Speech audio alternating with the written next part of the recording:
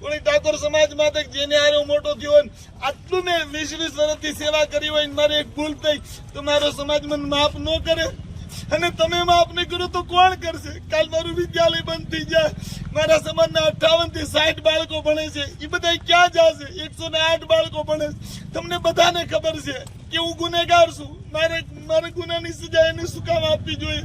એટલે હું સમાજ આગળ વ્યાસપીઠેથી નહીં જ્યાંથી માફી માંગવા તૈયાર છું, પૂરા સમાજ આગળ માફી માંગવા તૈયાર છું. મારી ભૂલ થઈ છે આ વિશ્વમાં મારાથી બોલાઈ ગયું છે, પણ માણસથી ભૂલ થાય. હું સાધુના દીકરા તરીકે તમને મારો સમાજ માનીને મારો પરિવાર માનીને માફી માંગુ છું.